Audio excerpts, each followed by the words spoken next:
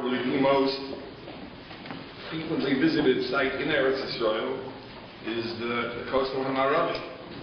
And I thought it would be appropriate to speak a little bit about some issues in halacha that pertain to the coastal. Before we begin, we have to understand what the coastal actually is. Because we know that the Beis Hamikdash was situated on a mountain, actually a plateau, which we call the Har Habayis. And in fact, it may be a halacha that the Beis Hamikdash has to be built on a mountain. We know in Parshas Vayera, in the Parsha of the Akedah, the pasuk says, "Bahar Hashem Yeroeh," that on the mountain HaKadosh Baruch Hu will be seen. That refers, of course, to the Aliyah L'Regel, and there are Mefarshim that explain that this is a halacha, that the Beis Hamikdash could not be built on a plain, not in a valley. It has to be built on a har, on a mountain, which of course symbolizes the idea of it being lofty, exalted. Now, a mountain generally doesn't have a flat top. So probably there had to be a little bit of landfill in order to create a level plateau for the building of the mountain. And that requires building a retaining wall around, which then can be filled in to create that flat surface. That's what the kaisel is. The kaisel is the western side of that retaining wall. So, even though there were some poskim that questioned this, they contemplated the possibility that the kaisel really is perhaps one of the walls of the courtyard of the Beis Hamikdash itself, but measurement and archaeological study leads one to the inevitable conclusion that it is the retaining wall of the Har Habayis. Interestingly, that's why there's a difference in level between our side of the coastal and the other side of the coastal. From our side, the side that we visit, which is the outside of the Har Habayis, the height of the coastal that we see is approximately 12 meters. From the other side, the surface is somewhat elevated, and there's only about 4 meters of wall that is visible from the inside. And that's again because the 4 walls that surround the Har Habayis are filled with earth to create the plateau for the Har Habayis. So on the outside, the coastal is quite steep. On the inside, the part that is exposed is fairly low. This is why it is so easy in times of intifada for things to be thrown over the coastal and the people below, because it isn't as high on the inside as it is on the outside. I'd like to mention that going to the coastal is not such a simple thing. There are many, many issues of halacha that are involved with visiting the coastal. We'll begin with a simple one. The Gemara says, and the Shulchan Aruch passes this way, that when a person sees Yerushalayim b'Churban, a person sees the city of Yerushalayim in a state of destruction, there is a chiyuv to tear kriya. And furthermore, if after seeing Yerushalayim he then sees the Mikdash b'Churban, there's a chiyuv to tear a separate kriya. So Shulchan says if a person comes derech hamidbar, if a person comes by way of the desert, so he approaches the Makom HaMikdash before the city of Yerushalayim, then he tears kriya once, and when he sees Yerushalayim, he's meisif, he adds a little bit of a tear. But if he sees Yerushalayim first, and then he sees the Beis Hamikdash, there's a chiyuv to tear kriya on 2 separate occasions. Now what does this mean? Let's talk about Yerushalayim first. What does it mean when a person sees Yerushalayim b'Churban? The Mishnah Berurah brings from the Beis Yosef that even if the houses are occupied by Jews, but it is under foreign dominion, in the Beis Yosef's time it was under Arab control, that is called B'Churban. That is called Yerushalayim in a state of destruction, and there's a chiyuv kriya. And what about the opposite situation? Let's say you see houses that are occupied by Arabs, but in some sense, Yerushalayim is under Jewish dominion. Is that called B'Churban or not? It seems that the minhag ha'olam, the most commonly accepted practice, is not to tear kriya for Yerushalayim b'zman hazeh. Even though if a person approaches from various directions, you go through Arab neighborhoods and the like, but it seems that that's the understanding, that it's not called B'Churban, it's under Jewish dominion. And of course, for that you have to carefully monitor the political situation. What exactly is And who is control in East Jerusalem, which is a political discussion which is above my pay grade. But the point is that it seems that that is the minhag. However, everyone agrees that when you see the Mikdash Churbana, there's a Chiyuv Kriyah. And of course, that doesn't mean that you see it every day. We know from the Sugyas Maseches Brachas that many of the things for which the Chazal ordained brachas, if you see such and such or see such and such, it means that you see it achas l'shloshim yom. If you haven't seen it for an interval of 30 days. So probably here it's the same thing. If you've seen Yerushalayim, Mikdash, within 30 days there is no Chiyuv Kriyah. But if you haven't, if you're a tourist coming from America, you haven't been there for a month, and you come to the Mokum HaMikdash, there should be a Chiyuv Kriyah. Again, this is one of those things which many people observe, many people don't observe. Just want to refer you to a very interesting limud schus, let's say, a justification that Rav Moshe Sternbuch brings in the Sefer Moed Bizman. And he makes a very interesting argument that the halacha is you have to see the Mikdash, the Churban. The Chiyuv Kriyah is if you see the Mikdash in a state of destruction. Now, when you're standing outside the Kaisel, you're standing outside of the Har HaBayis. You don't actually see the Mokum HaMikdash, the Churban. So he argues it may be that there is no Chiyuv Kriyah when you see the Kaisel. The Chiyuv Kriyah is if you could see beyond the Kaisel. If you had a vantage point from which you could see the ground of the Har HaBayis, then there would be a Chiyuv Kriyah. But that generally isn't the case. If you take the one bus and you get off at the stop, I don't know if you actually can see from any point the ground of the Har HaBayis. So he argues that there may be no Chiyuv Kriyah.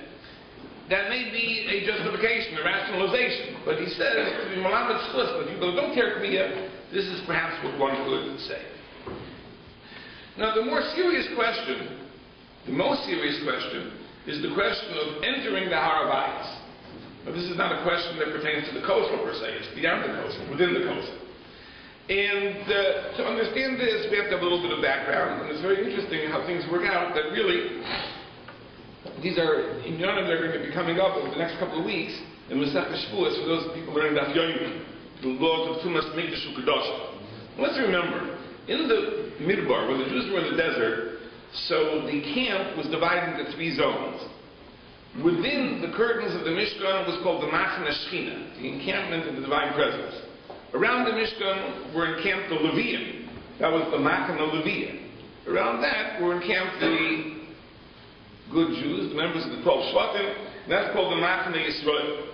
Now the Torah says in Parshas Noso that there's an obligation to send out Min HaMachane called Sarua V'chol Zov V'chol Tamir L'Nafesh.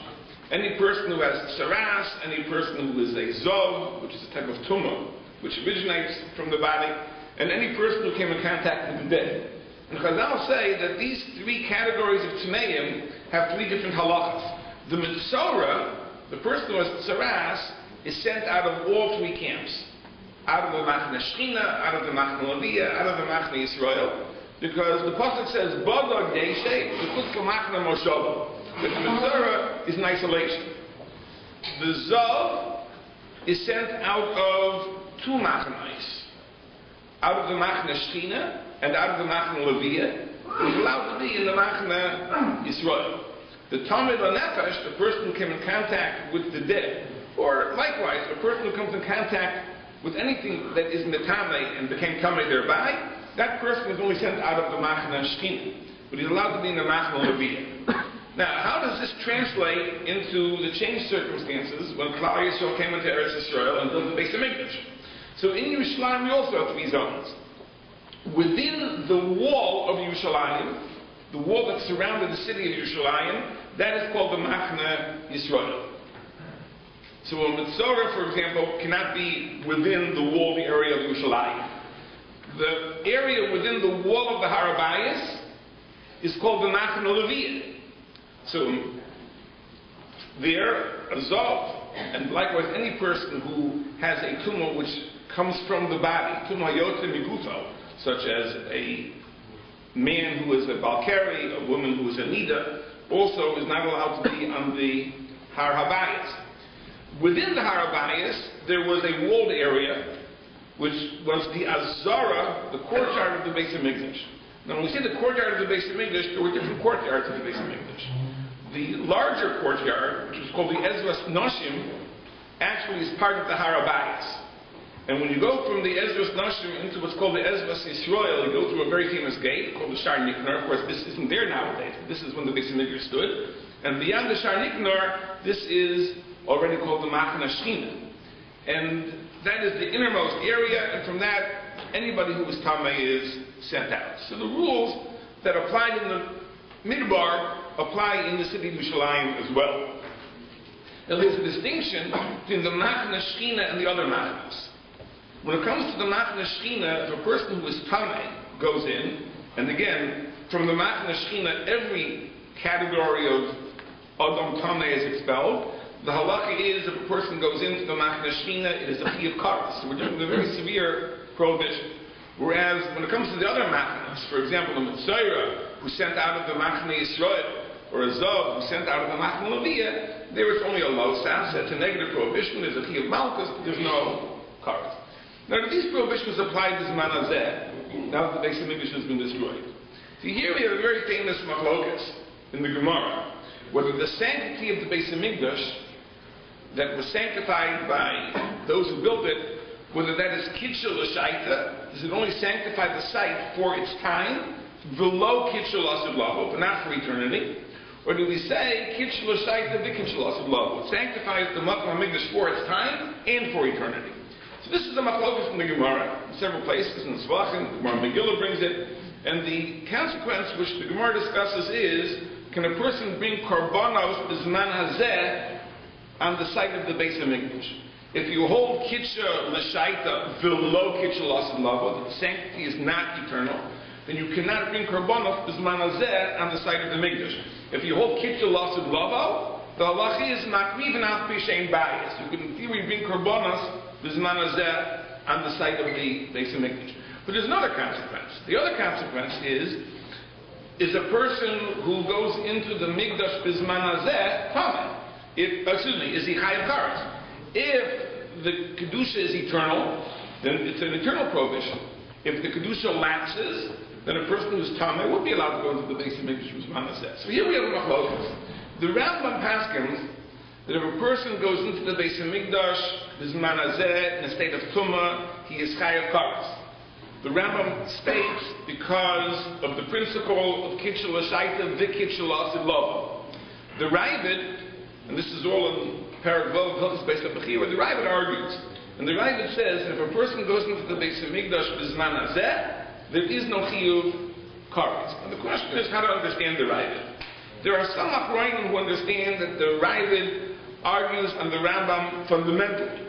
That the Ravid holds that the halacha is kitchel l'shaita below kitchel asud lavo, that the kedusha of the Makom HaMikdash lapsed with the Churban, and therefore there is no, at least midaraisa prohibition of a person who's coming going to the Beis Hamikdash at all. Other Achronim, for example, the Shailos Hashunas bin Yitziyim, disagree. And they say that even the Ravid agrees with the Rambam that there is an issue d'araisa of a person coming going into the Beis Hamikdash. It's just that there is no chiyuv kares b'zman hazeh. How do we explain that distinction? Why the prohibition should be min haTorah? There's no onesh. That various Achronim explain in various ways. But in any case, Rav HaPoskim paskin like the Rambam in this. And this is how the Magen Avraham brings in Shulchan Aruch. The Mishnah Berurah paskins like the Magen Avraham. That we go with the sheet of the Rambam that there is an issue d'araisa nowadays for a person who's coming to go into the Beis Hamikdash. So what's the practical application of this? As we know that if you visit the coastal, you know there's a bridge that ascends to an opening through which you can have access to the Harabayas. From time to time, there are groups that go. Usually this is associated with some trouble as a consequence. So I'm not discussing whether it's a good idea to go or not, but there are times that there are groups that go onto the Harabayas. But what is the halacha over here? Is a person allowed to do that? Well, it depends. We have to assume that every person is becheskas kamei nes. there is a presumption that the average person has become defiled by contact with the dead. If you've attended a funeral, if you've gone into a cemetery, if you visited a hospital in which people have died, you have to assume that you're the cheskas tamei meis. And there is no way bisman hazeh to become purified from that. Because purification from contact with the dead requires sprinkling with the ashes of the parah aduma, which we don't have nowadays. So therefore, every person is assumed to be a tamei meis. A tamei meis is sent out of the machna shechina. So it's certainly prohibited to go into the Har HaBayis and roam around wherever you would like to go and see. Because there are zones in the Har HaBayis which are part of the machna shechina. And there, even a person who's a tamei meis is not allowed to go. So that goes without saying. So just go onto the Har HaBayis and go everywhere and see everything, that certainly a person can't do. Now the question is this, but what if you could ascertain which parts of the Har HaBayis are part of the machna shechina and which parts of the Har HaBayis are part of the machna leviyah? Now this is easier said than done. Because even though in Maseches Midas we have very precise measurements of the size of the courtyard and the size of the heichal and so on and so forth, but it's very hard to know, number one, exactly where on the Har HaBayis were the azarais and the heichal located. For example, we know that under the dome of the rack there's a rack. If we could ascertain what this rack actually was, we have an orientation point from which we can superimpose a map of the heichal and the azarais. The problem is no one really knows what that rack is. And there are many conjectures. Some say that this is the Eben Shasiyah, this rack was the rack on which the Orain was placed in the Kodesh HaKadoshim. Others say that this rack is the rack on which the Mizbeach was built, which is somewhat of a distance. And since we don't have a point of orientation, we don't know exactly where and how to superimpose the map of the heichal and the azarais on the Har HaBayis. Furthermore, even though we have exact dimensions in Maseches Tamid, we don't know exactly how large the measurements are. For example, the Mishnah uses the measurement of an amma. How big is an amma? Is an amma 18 inches? Is an amma 24 inches? Is it something in between? So if you know there's an area which is, for example, 135 amos square, which is the measurement of the Ezras Noshim, so even if you have some idea where it would be, you have no idea how big it is. So it's very, very difficult to ascertain which zones. But one could say that if you stick close to the wall, you are certainly within the machna leviyah. Let's say that's safe. Well, what's the halakha there? Well, we have to know that aside from being tamei meis, there are also other tumas that a person can have. And these tumas would qualify a person as being the equivalent of a zov who is excluded from the machna leviyah. For example, a woman who is a nida and has not gone to the mikveh, or a man who is a balkari and has not gone to the mikveh, right, would also have the halacha of a person who's tamei who can't go into the machna leviyah. So one might say, okay, for that there's a simple solution: go to the mikveh. I'll share with you a very interesting thing that's not as simple as that. Not as simple as that. As we know, this is a very interesting fact, that when a woman goes to the mikveh, we know that there are many elaborate preparations that she does in order to ascertain that there's no chatzitza, there's no intervening substance that would invalidate the tefillah. When a man goes to the mikveh, generally, we don't observe any of these things. Now the reason for that is because men who go to the mikveh really are not going to purify themselves min haTorah. They're really going in order to fulfill the takana of Ezra, who said that a balkari is forbidden to learn Torah until he goes to the mikveh. And in that tefillah, which is only the Rabbanan, there are many leniencies. But here, if a person wants to go to the Makom HaMikdash, where we're dealing with an Issa D'Oraisa, Tosfos and Chulin says in Daf Yud that all the stringencies that apply to a woman going to a mikveh would apply to a man going to a mikveh to be able to go into the machna leviyah.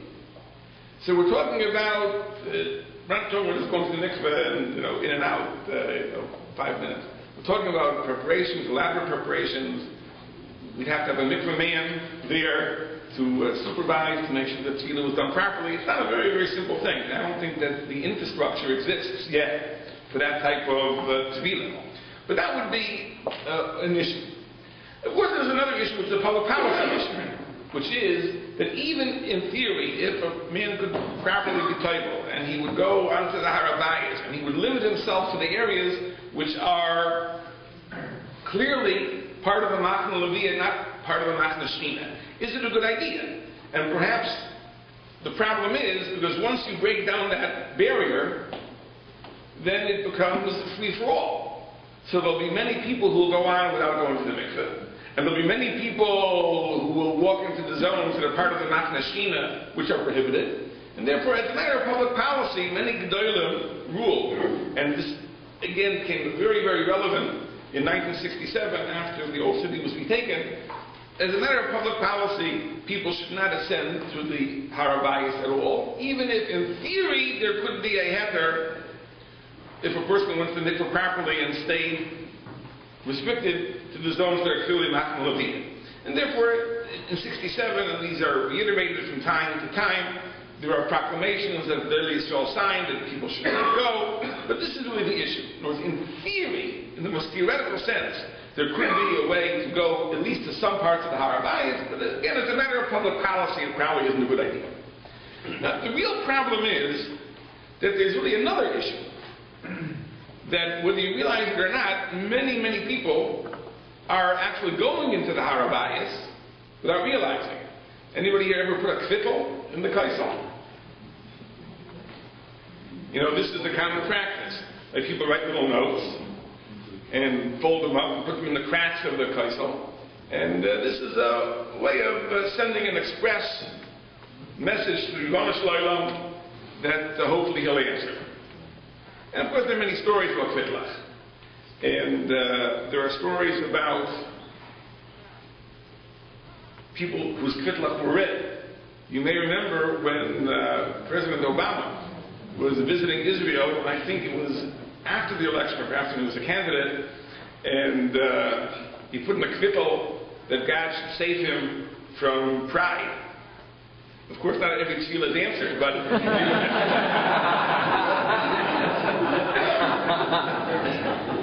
but it was quite a big scandal that somehow the kvittel was read and was reported in the newspapers, and many other such stories. But we're going to talk about it not from that perspective, but from a halachic perspective, which is putting your fingers into the crack of the kaisel. Is that a question of going into the Harabayas? In other words, is there a halacha that a person would have to go to a mikveh before putting his fingers into a crack in the kaisel from the kvittel? Now here, there are a range of issues. Number one, what is the halacha of the space of the Harabayas if you don't actually walk in? And we say it's prohibited to go into the Harabayas. Is that only to walk into the Harabayas, or if you just stick your hands into the space of the Harabayas? And is it prohibited if you only go in partially, which is called Bia B'Mitzvah? Maybe it's only a prohibition if you go entirely into the Harabayas. And the truth is, it's a Gemara. The Gemara in Shvatim says, with regard to the Azara, that if a person who's Tameh stuck his hands into the Azara, into the airspace of the Azara, he's standing outside of the Azara, he stuck his hands in, the halach is his chayav kares. And from that Gemara, we see several things. The Gemara explicitly brings the proof that Bia B'Mitzvah Shma Bia, that a partial entry is called an entry, he only stuck his hands in. And Tosfos and Shavuos from Daf Zayin brings the additional proof, which is that the prohibition is even if you are only in the airspace and you aren't actually standing on the ground of the Azara. So the same thing would be applicable if a person would stick his hands into the airspace of the Harabayas. That would be a prohibition of going into the Harabayas. Now the question is this. The question is, but wait a minute. When a person sticks his fingers into the cracks in the kaisel, he's not actually going into the Harabayas. He's only going into the thickness of the wall which surrounds the Harabayas. So what is the halacha of the walls that surround a zone? Are they considered as inside, or are they considered as outside? The Rambam paskins that the Oivi HaChaima, and this is based on a brayse the Gemara brings from Psachim, that the Oivi HaChaima has the halacha of Kibbutz. It has the halacha of inside. Any wall has the halacha of the zone within. So, for example, the wall of the Heichal has the halacha of the Heichal. The wall of the Azara has the halacha of the Azara. The wall of the Harabayas has the halacha of the Harabayas. Now, the truth is, this Rambam is a difficult Rambam. It's a little bit beyond the scope of our discussion today. To be mafalkal in this Rambam, that there are kashas on the Rambam from the Gemara, the Sugi and Psachim, but the Minchas Chinuch in Mitzvah Shin Samach Beis answers all the questions and comes to the conclusion that if a person would actually go into the space of the wall, that would be a prohibited entry. Now, the issue over here is a little more complex, because as we said, when you stick your fingers into the cracks in the heichal of the kaisel, what is beyond that? So it's not the airspace of the Harabayas which is beyond that, it's the earth of the Harabayas which is beyond that. Well, what's the halacha of the earth below the Harabayas? And we say that, for example, a zav can't go into the Machne Leviyah. What does that refer to? The surface? Or what about the depth? What if there's a tunnel below the surface? Now, it happens to be that on this point, there's a very interesting thing. The Gemara says that if there are tunnels under the Azara, under the courtyard of the Beis Hamikdash, those tunnels are Kaidish. But if there are tunnels under the Harabayas, those tunnels are Chayil. And the question is, what is really the basis of the distinction? So the Minchas Chinuch says the following, that the Gemara in Zvachim says that when David HaMelech sanctified the Azara, he sanctified the Makom HaMikdash, he was Mekadesh Ad HaTahani. He didn't only sanctify the surface, he sanctified the Beis Hamikdash to the subterranean depths. And that's why, says the Minchas Chinuch, that tunnels under the Azara have the sanctity of the Azara. However, says the Minchas Chinuch, and this is a conjecture, there's no proof to this, we could say that the Harabayas is not that way. The Harabayas, the only thing which was sanctified is the surface and above. But the subterranean depths are not sanctified. And therefore, if a person would stick his fingers into a crack in the kaisel, since he's not sticking his finger into the airspace of the Harabayas, but only into the earth below the surface of the Harabayas, there wouldn't be a problem. This would be the heter of Mechilas, and some places could say this is in fact the case. However, there are other Achronim who argue with the Minchas Chinuch. And they argue that there are proofs in the Gemara that the halacha of Mechilas was a special exception which the Chachamim made in order to create an exit way for people that became Tamei in the Beis Hamikdash. But as a rule, even in the case of the Harabayas, the Kiddush is all the way to the depths, and therefore a person would not be allowed to bore into the earth of the Harabayas if he was Tamei. And therefore there are many, many Paiskim who hold that a person should refrain from sticking his fingers into the crack of the kaisel to put in a kvittel. Would there be a solution for that problem? I think one solution would be, if you wanted to write a kvittel and put it in, you could put it in, for example, taking a pencil and sticking it into the crack without putting your fingers in. But putting the fingers into the crack would be a problem of a person who's Tamei, who didn't go to the mikveh, going into the Harabayas. What if you don't put your fingers into the crack? What if you really touch the kaisel? The fact that the wall goes on a slant, does that matter? It's fatter on the bottom. Well, that's what we're talking about right now. What if you don't stick your fingers into the actual cracks? What if you simply stand and touch the kaisel? Believe it or not, this also is not so simple.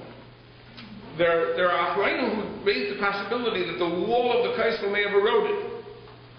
In which case, the surface that you touch really is not the external surface of the kaisel, but once upon a time was further in, and actually even touching the kaisel would be an entry into a zone which is part of the original Oivi HaChaima. So there are many places that hold not only a person should not stick his fingers into the cracks, but a person should even avoid touching it. There are other places who are making on that question. I guess they assume that stone is the type of thing which doesn't erode. The fact that the wall slants probably doesn't mean that the wall eroded. It probably means that when the wall was constructed, it was constructed in such a way that the stones are narrower The higher up you go, that would contribute to the stability of the wall. Remember, that wouldn't be a problem. But the possibility of erosion is something which poskim have discussed, and there are some people that are very machmir not to touch the kaisel. I'll tell you myself that I don't when I go. And this is I was makabel from Chachama, that it's best to avoid it. Now there are other sides of the kaisel. For example, now this is something that I don't think anyone would dream of doing. But other people will take souvenirs from the kaisel. I once saw this, though I can't tell you with a certainty that it's true. I saw a person that had a plaque in his house. It was a wooden plaque with a little piece of stone on it, and it said that this is an actual stone from the kaisel Marot. I can't imagine that is the case. But let's explore that possibility. Let's say a person would want to take a souvenir, and he would chip away a little bit of stone.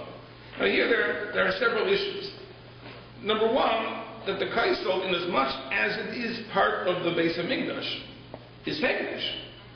And there's an isser of deriving benefit from Hekdesh. There's an isser me'ilah. There's an isser of taking something away from Hekdesh.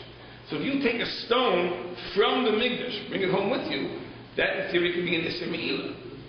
Even if one would contemplate that it's not me'ilah, because there is a question about whether stones that are built into a building then become mechuber, they become attached to the ground. There's no me'ilah, but there certainly is an isser of no take even in the Mikdash. A person is not allowed to tear down a stone in a destructive way from the Beis HaMikdash.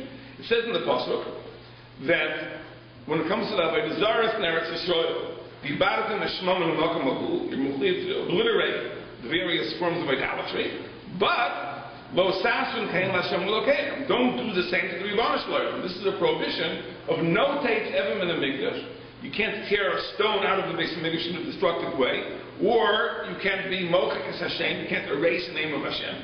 So here would be the same thing. To take a stone or a pebble from the Beis HaMikdash, even if it wouldn't technically be an isser of me'ilah, there could be an isser of no taste even min HaMikdash. But a more practical question, I don't think anybody here is suspect of doing something like that, but is the question of deriving benefit from the kaisel. And we know that there's another way of violating me'ilah. A person can violate me'ilah by taking something from Hekdesh. A person can violate me'ilah by having hana from Hekdesh, benefit from Hekdesh. What other person got his benefit from the kaisel Marah? What type of benefit could you get from the kaisel? The shade. Now I'll tell you that I was only at the kaisel for Tisha B'Av once in my life. I really was only there at Tisha for Tisha B'Av once in my life. And I went to the kaisel at a certain time of the morning. Think about it for a moment. The kaisel Maravi is the western extremity. The sun rises in the east. So there is a certain window of time that if you are at the kaisel, you are shaded by the wall. If you go a little further beyond, further back, you are in the sun. And this I can tell you that the difference between being in the shade and being in the sun is a big difference. Right? In the shade it was quite cool. In the sun it was quite hot. Again, beyond a certain point of time, probably beyond 11:30, already the sun has risen beyond the kaisel. So at that point, even if you're standing right next to the kaisel, you're in the sun. But there probably is a 2-hour period that there is substantial shade next to the kaisel, and if you stand farther back, you're in the sun. So in that case, a person is deriving benefit from the kaisel. Is that permitted, or is that a prohibited me'ilah? Well, there's a Gemara Pesachim. The Gemara says that Rabbi Yochanan ben Zakkai once was sitting in the shade of the Heichal, the shade of the Beis HaMikdash itself, and he was giving a lecture, many hundreds of disciples, and he was sitting in the shade of the Heichal. So the Gemara Pesachim asks the question, how could you do this, deriving benefit from the Beis HaMikdash? So the Gemara says, shiny Heichal. The Heichal is different. The L'tocho also. The walls of the Heichal were not built to provide shade for people standing outside. They were built in order to enclose what's inside. And therefore there's no problem. What's the answer to the Gemara? What does the Gemara mean to say? Now there's a rule as follows, that in those things that we are not allowed to derive benefit from, there is a rule generally that if the hana is shelo kederach hana asa, if the person derived the benefit in an unconventional way, unusual way, there's no prohibition. So Rashi says that that's pshat in the Gemara. that deriving benefit from the shade of a wall standing outside the building is called shelo kederach hana'asa. It's not the conventional way of deriving benefit from a wall, because a wall is made to enclose the inside. So a benefit which you receive from the wall standing outside, like shade, etc., is shelo kederach hana'asa, and that's why Rabbi Yochanan ben Zakkai was justified. So you think, okay, so it's an explicit Gemara, there's no problem of deriving shade from a wall which is built to contain what is inside. But it's not so simple. Now, the Mishnah Melech in Hilchos Yisrael Atara Parakeh asks a very serious question on this Gemara. That there are many Rishonim, perhaps Rov Rishonim, and the Shulchan Aruch Paschal this way, says that shelo kederach hana'asa is not an Isur D'Oraisa, but it is an Isur D'Rabbanan. In other words, if a person has something which is Asur B'Hana, and he derives benefit from it in an unconventional way, that doesn't mean to say that it's mutter. It means it's only an Isur D'Rabbanan. And he brings a chevel of Rishonim and Achronim who pass in this way, the Shachar they pass this way, and this is a gift. So the question is, what to do with this Gemara? The Gemara says that Rabbi Yochanan ben Zakkai sat in the shade of the Heichal. And Rashi says, because shelo kederach hana'asa, it should be at least an Isur D'Rabbanan. So the Mishnah Melech says that you have to say that over here, because it was an unusual circumstance, Rabbi Yochanan ben Zakkai was lecturing for hundreds of Talmidim, there was no equivalent space that was usable, and therefore the Chachamim made a special dispensation. But as a rule, otherwise, there would be an Isur D'Rabbanan of shelo kederach hana'asa.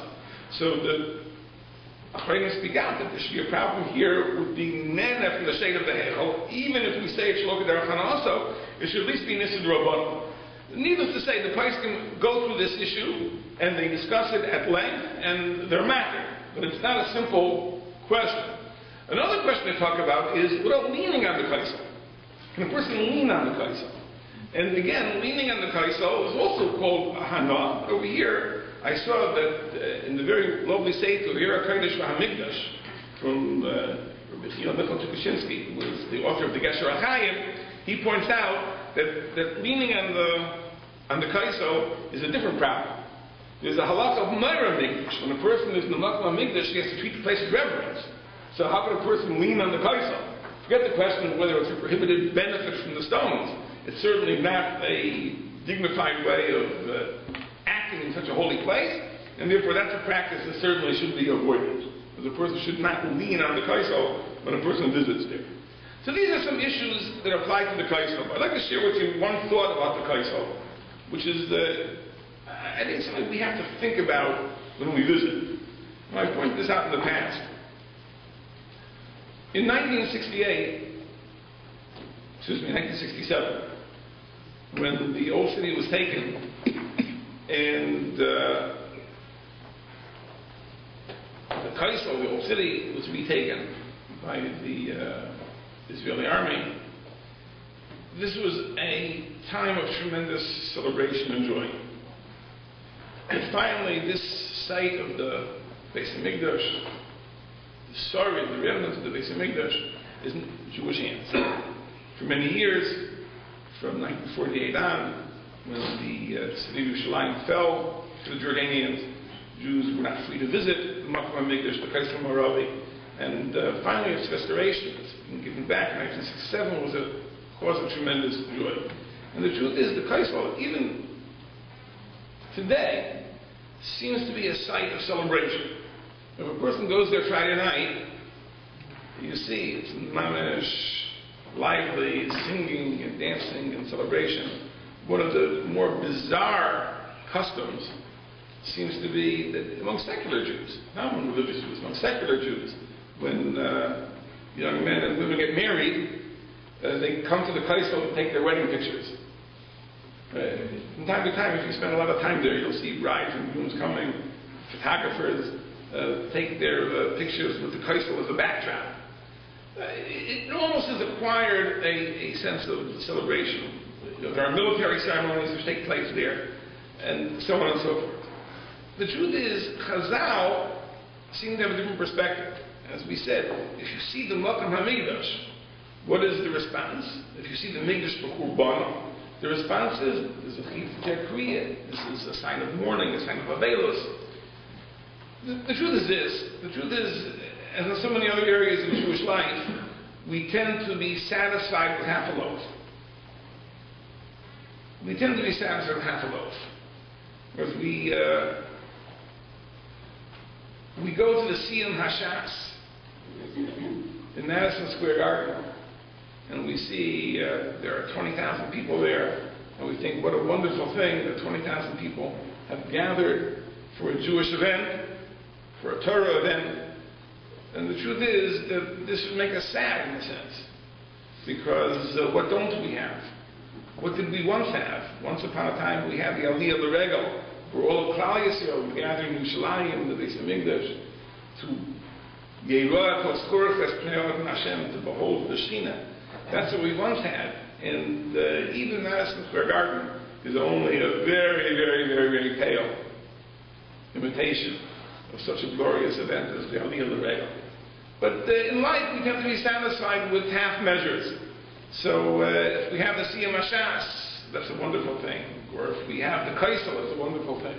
But the reality is that all the time, but especially this time of year, we have to put things in their proper perspective and be mindful of what we don't have, what we're lacking, what we're missing.